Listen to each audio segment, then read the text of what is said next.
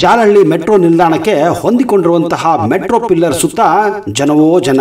ಎಲ್ಲರೂ ಆ metro pillar ಮೇಲೆಯೇ ದೃಷ್ಟಿ. ಆ ಪಿಲ್ಲರ್ ನ ತುತ್ತ ತುದಿಯಲ್ಲಿ ಪಿಲ್ಲರ್ ಹಾಗೂ ಅದರ ಮೇಲಿನ ಮೆಟ್ರೋ ಟ್ರ್ಯಾಕ್ ನಡುವೆ ಚಿಕ್ಕದೊಂದು ಗ್ಯಾಪ್ ಇದೆ. ಒಬ್ಬ ವ್ಯಕ್ತಿ ಅಲ್ಲಿ ಕುಳಿತಿದ್ದಾನೆ. ಎಲ್ಲರಿಗೂ ಆತನನ್ನ ನೋಡಿ ಅಚ್ಚರಿ, ಗಾಬರಿ, ಎಲ್ಲಾ ಫೀಲಿಂಗ್ಸ್ಗಳು ಒಂದೇ ಸಮನೆ ಅಲ್ಲಿ ಬರ್ತಾ ಇತ್ತು. ಎಲ್ಲರಿಗೂ ಒಂದೇ ಒಂದು ಪ್ರಶ್ನೆ, ಯಾರೀ ವ್ಯಕ್ತಿ, ಎಲ್ಲಿಂದ ಬಂದಿದ್ದಾನೆ, ಏನು ಡೆಲ್ಲಿಯಲ್ಲಿ ಇತ್ತೀಚೆಗೆ ಒಂದು ಬಾಂಬ್ ಬ್ಲಾಸ್ಟ್ ಬೇರೆ ಆಗಿದೆ, ಆ ವ್ಯಕ್ತಿ ಏನಾದರೂ ಬಾಂಬ್ ಇಡಕಲ್ಲಿ ಮೇಲೆ ಹತ್ತಿದ್ನೋ? ಹೀಗೆ 108 ಪ್ರಶ್ನೆಗಳು 108 ತಲೆಯಲ್ಲಿ ಬರ್ತಾನೆ ಇತ್ತು.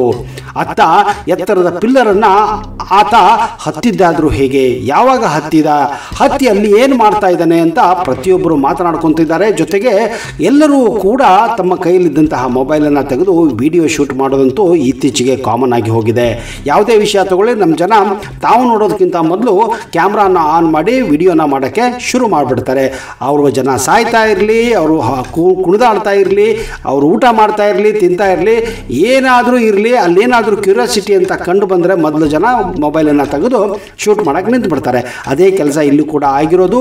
ಹಲವಾರು ಜನ ತಮ್ಮ ಮೊಬೈಲ್ ಫೋನ್ಗಳಿಂದ ಆತನ ವಿಡಿಯೋ ಕೂಡ ಮಾಡಿದ್ದಾರೆ. ಕೆಲವು ಜನ ಇದನ್ನ ಸೋಷಿಯಲ್ ಮೀಡಿಯಾದಲ್ಲಿ ಹಾಕೊಂಡಿದ್ದಾರೆ. ಉದಾಹರಣೆಗೆ ಫೇಸ್ಬುಕ್, ವಾಟ್ಸಪ್, ಇನ್ಸ್ಟಾಗ್ರಾಮ್. ಬೇಕಾ ನಿಮಗೆ ಇಂಥ ವಿಷಯ ಸಿಕ್ಕರೆ ತಗೊಳ್ಳಪ್ಪ, ಎಲ್ಲರೂ ಸೇರಿ ಈ ವಿಡಿಯೋನ ಈಗ ವೈರಲ್ ಮಾಡಿದ್ದಾರೆ. ಈ ತುಣುಕನ್ನ ನಿಮಗೂ ಕೂಡ ನಾನು ತೋರಿಸ್ತಾ ಇದ್ದೀನಿ. ಆದರೆ ವಿಷಯ ಏನಪ್ಪಾ ಅಂದ್ರೆ, ಅಲ್ಲಿ ಕೂತಂತ ವ್ಯಕ್ತಿ ಹಾಗೇ ಕೂತಿದ್ದಾನೆ. ಅವನು ಸತ್ತಿದಾನೋ ಬದುಕಿದಾನೋ ಅನ್ನೋ ವಿಷಯ ಕೂಡ ಗೊತ್ತಾಗ್ತಾ ಇಲ್ಲ. ಕಾರಣ ಇಷ್ಟೇ, ಆ ವ್ಯಕ್ತಿ ಮುಖದಲ್ಲಿ ಏನು ಫೀಲಿಂಗ್ಸ್ ಇರಲಿಲ್ಲ. ಜೊತೆಗೆ ಅವನ ಮುಖ ಕೂಡ ಅಳಗಾಡ್ತಾ ಇಲ್ಲ, ಕಣ್ಣು ಕೂಡ ಅವನಿಗೆ ಮಿಟುಕಿಸ್ತಾ ಇಲ್ಲ, ಕಾಲು ಕೂಡ ಅಳ್ಳಾಡಿಸ್ತಾ ಇಲ್ಲ. ಹೀಗೆ ಕೂತಿರೋದು ನೋಡಿದರೆ ಎಲ್ಲಿ ಬೊಂಬೆ ಕೂತ್ಕೊಂಡಿದೆಯೋ ಅಥವಾ ಏನು ಅನಾಹುತ ಆಗಿದೆಯೋ ಅನ್ನೋದೇ ಒಂದು ದೊಡ್ಡ ಪ್ರಶ್ನೆ ಆಗಿ ಹೋಗಿತ್ತು. ಕೆಲವರು ಹೇಳ್ತಾರೆ ಇದು AI ವಿಡಿಯೋ ಅಂತ.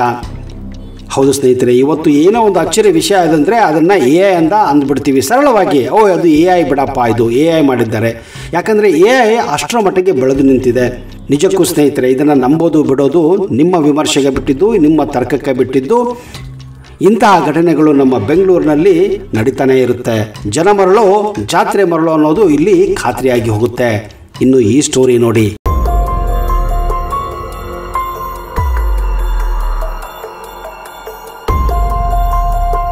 ಬೆಂಗಳೂರಿನಲ್ಲಿ ಪ್ರಯಾಣಿಕರನ್ನು ಕರೆದೊಯ್ಯುವ ಆಟೋದಲ್ಲಿ ಬರೋಬ್ಬರಿ 1 ಕೋಟಿ ರೂಪಾಯಿ ದಾಖಲೆ ಇಲ್ಲದ ಹಣ ಸಾಗಾಟ ಮಾಡುವಾಗ ದುರಾದೃಷ್ಟವೆಂದಂತೆ ಪೊಲೀಸ್ ಠಾಣೆ ಮುಂದೆಯೇ ಆಟೋ ಕೆಟ್ಟು ನಿಂತಿದೆ.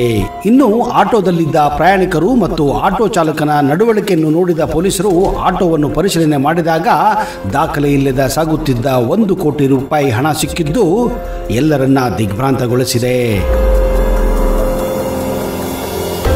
ಇದು ಬೆಂಗಳೂರಿನ ಹಲಸೂರು ಗೇಟ್ ಪೊಲೀಸ್ ಠಾಣೆಯ ಮುಂದೆ ಈ ಘಟನೆ ನಡೆದಿದೆ. ಸುರೇಶ್ ಮತ್ತು ಪ್ರವೀಣ್ ಎಂಬುವರು ಆಟೋದಲ್ಲಿ ಹಣವನ್ನು ತುಂಬಿದ ಕಂತೆ ನೋಟಿನ ಬ್ಯಾಗ್ಗಳನ್ನು ಇಟ್ಟುಕೊಂಡು ಆಟೋದಲ್ಲಿ ಹಣವನ್ನು ಸಾಗಿಸುತ್ತಿದ್ದರು. ಆದರೆ ಅವರ ದುರಾದೃಷ್ಟ ಎಂಬಂತೆ ಆಟೋ ಸರಿಯಾಗಿಯೇ ಪೊಲೀಸ್ ಠಾಣೆಯ ಮುಂದೆ ಕೆಟ್ಟು ನಿಂತಿದೆ. ಅಲ್ಲಿಂದ ಆಟೋವನ್ನು ತೆಗೆದುಕೊಂಡು ಹೋಗಲು ಪ್ರಯಾಣಿಕರು ನಡೆದುಕೊಳ್ಳುತ್ತಿದ್ದ ರೀತಿ ನೋಡಿದರೆ ಪೊಲೀಸರಿಂದ ಕಳ್ಳರು ಹೇಗೆ ತಪ್ಪಿಸಿಕೊಳ್ಳಲು ನೋಡುತ್ತಿರುತ್ತಾರೋ ಅದೇ ರೀತಿ ಇವರು ಕೂಡ ಮಾಡುತ್ತಿದ್ದರು. ಇದರಿಂದ ಪೊಲೀಸರಿಗೆ ಆ ಕ್ಷಣವೇ ಸ್ವಲ್ಪ ಸಂಶಯ ಬಂದಿತ್ತು. ಆಗ ಪೊಲೀಸರು ಆಟೋದಲ್ಲಿದ್ದ ಪ್ರಯಾಣಿಕರ ವರ್ತನೆಯನ್ನು ಗಮನಿಸಿ ಆಟೋ ಚಾಲಕನ ಮೇಲೆ ದೌರ್ಜನ್ಯ ಮಾಡಲು ಮುಂದಾದವರನ್ನ ಪ್ರಶ್ನೆ ಮಾಡಿದ್ದಾರೆ. ಈ ವೇಳೆ ಪೊಲೀಸರ ಮುಂದೆ ಸರಿಯಾಗಿ ಉತ್ತರಿಸದೆ ತಡಬಡಾಯಿಸಿದ್ದಾರೆ. ಇಲ್ಲಿ ಏನೋ ಅನಧಿಕೃತ ಚಟುವಟಿಕೆ ನಡೆಯುತ್ತಿದೆ ಎಂದು ಅನುಮಾನಗೊಂಡ ಪೊಲೀಸರು ಆಟೋದಲ್ಲಿ ಇಟ್ಟು ಸಾಗಿಸುತ್ತಿದ್ದ ಬ್ಯಾಗ್ಗಳನ್ನು ಪರಿಶೀಲನೆ ಮಾಡಿದ್ದಾರೆ. ಈ ವೇಳೆ ಬ್ಯಾಗ್ನಲ್ಲಿ 500 ರೂಪಾಯಿ ಮುಖಬೆಲೆಯ ಹಲವು ಕಂತೆಗಳಿಂದ ಕೂಡಿದ 1 ಕೋಟಿ ರೂಪಾಯಿ ಹಣ ಪತ್ತೆಯಾಗಿದೆ. ಇಬ್ಬರನ್ನು ವಶಕ್ಕೆ ಪಡೆದು ದಾಖಲೆಯನ್ನು ಪರಿಶೀಲನೆ ಮಾಡಿದ್ದಾರೆ. ಆದರೆ ಸಮರ್ಪಕ ದಾಖಲೆಗಳು ಸಿಗದ ಹಿನ್ನೆಲೆಯಲ್ಲಿ ಹಣವನ್ನ ತಮ್ಮ ವಶಕ್ಕೆ ಪಡೆದುಕೊಂಡಿದ್ದಾರೆ. ಕೇಂದ್ರ ವಲಯದ ಡಿಸಿಪಿ ಶ್ರೀನಿವಾಸ್ ಗೌಡ ಮಾಧ್ಯಮದೊಂದಿಗೆ ಮಾತನಾಡಿ ಆಟೋದಲ್ಲಿ ದಾಖಲೆ ಇಲ್ಲದೆ ಸಾಗಣೆ ಮಾಡುತ್ತಿದ್ದ 1 ಕೋಟಿ ರೂಪಾಯಿ ಹಣವನ್ನ ವಶಪಡಿಸಿಕೊಂಡು ಆದಾಯ ತೆರಿಗೆ ಅಂದರೆ IT ಇಲಾಖೆಗೆ ಕೇಸನ್ನ ಒಪ್ಪಿಸಿದ್ದಾರೆ. ಆಟೋದಲ್ಲಿ ಹೋಗುತ್ತಿದ್ದ ಪ್ರಯಾಣಿಕರ ಮೇಲೆ ಅನುಮಾನ ಬಂದು ತಮ್ಮ ಸಿಬ್ಬಂದಿ ಪರಿಶೀಲನೆ ಮಾಡಿದ್ದರಿಂದ ಸಿಕ್ಕಿದ ಹಣವನ್ನ ವಶಪಡಿಸಿಕೊಂಡಿದ್ದಾರೆ. ಇನ್ನು ITಗೆ ಕೇಸನ್ನು ಟ್ರಾನ್ಸ್ಫರ್ ಮಾಡಿದ್ದೇವೆ. ಹಣ ಸಾಗಾಣಿಕೆ ಸಂಬಂಧಿಸಿದಂತೆ ಮುಂದಿನ ತನಿಖೆಯನ್ನು ಅವರು ಮಾಡಲಿದ್ದಾರೆ ಎಂದು ಮಾಹಿತಿಯನ್ನು ನೀಡಿದ್ದಾರೆ.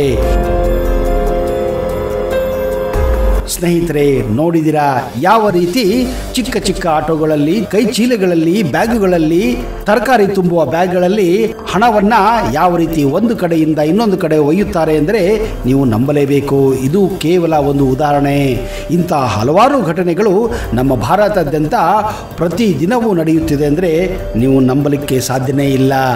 ಇದನ್ನೇ ಅನ್ನೋದು ಹವಾಲಾ ಹವಾಲಾ ಹವಾಲಾ ಎಂದು.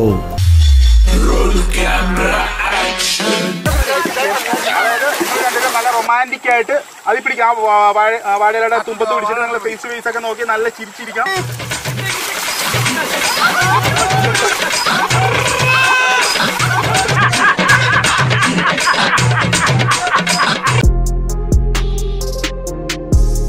ಇದೀಗ ಎಲ್ಲೆಡೆ ಮದುವೆ ಸೀಸನ್ ನಡೆಯುತ್ತಿದೆ. ಮದುವೆಗೆ ಮುನ್ನ ವಧುವರರ ಪ್ರೀ ವೆಡ್ಡಿಂಗ್ ಶೂಟ್ ಮತ್ತು ಪೋಸ್ಟ್ ವೆಡ್ಡಿಂಗ್ ಶೂಟ್ ಮಾಡುವುದು ಈಗ ಟ್ರೆಂಡಿಂಗ್ ಆಗಿದೆ. ಇದಕ್ಕಾಗಿಯೇ ಮೊದಲು ಎರಡು ಕುಟುಂಬಗಳ ಒಪ್ಪಿಗೆ ಪಡೆದು ಉತ್ತಮ ಸ್ಥಳಗಳನ್ನು ಆಯ್ಕೆ ಮಾಡಲಾಗುತ್ತದೆ. ಅವರು ಸುಂದರವಾದ ಫೋಟೋಗಳು ಮತ್ತು ವಿಡಿಯೋಗಳನ್ನು ಆಕರ್ಷಕವಾದ ಕೋನಗಳೊಂದಿಗೆ ಉತ್ತಮ ಸ್ಥಳಗಳಲ್ಲಿ ಶೂಟ್ ಮಾಡುತ್ತಾರೆ. ಆದರೆ ಫೋಟೋ ಶೂಟ್ನಲ್ಲಿ ಕ್ಯಾಮರಾಮನ್ ವಧುವರರನ್ನ ವಿವಿಧ ಭಂಗಿಯಲ್ಲಿ ಫೋಟೋಗೆ ಪೋಸ್ ನೀಡುವಂತೆ ಕೇಳುತ್ತಾರೆ. ಕೆಲವು ಸಂದರ್ಭದಲ್ಲಿ ಅವರೇ ಹೀಗೆ ಮಾಡಬೇಕು, ಹಾಗೆ ಮಾಡಬೇಕೆಂದು ಡೈರೆಕ್ಷನ್ ಕೂಡ ಮಾಡುತ್ತಾರೆ.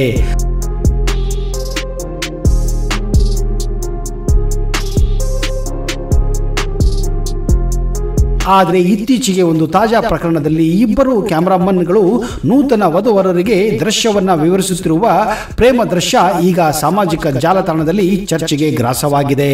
ಇವರ ಮಾಡುವ ಡೈರೆಕ್ಷನ್ ಹಾಗೂ ಮಾಡುವ ಆಕ್ಟಿಂಗ್ ನೋಡಿ ವಧುವರರು ಕೂಡ ಬೆಚ್ಚಿ ಬಿದ್ದಿದ್ದಾರೆ. ಈ ವಿಡಿಯೋ ಪೋಸ್ಟ್ ಆದ ಕೂಡಲೇ ಸಾಮಾಜಿಕ ಜಾಲತಾಣದಲ್ಲಿ ವೈರಲ್ ಆಗಿ ಹರಿದಾಡುತ್ತಿದೆ.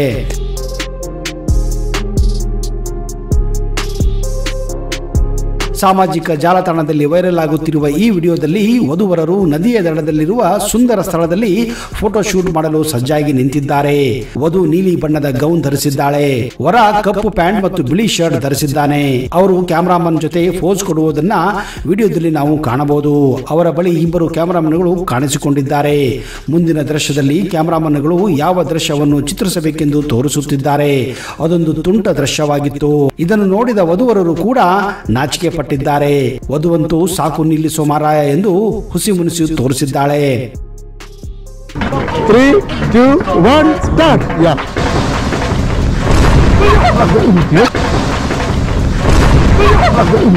ಈ ವಿಡಿಯೋಗೆ ಸಾಮಾಜಿಕ ಜಾಲತಾಣದಲ್ಲಿ ಜನ ವಿಚ್ಛಿನ್ನವಾಗಿ ಪ್ರತಿಕ್ರಿಯೆ ನೀಡಿದ್ದಾರೆ.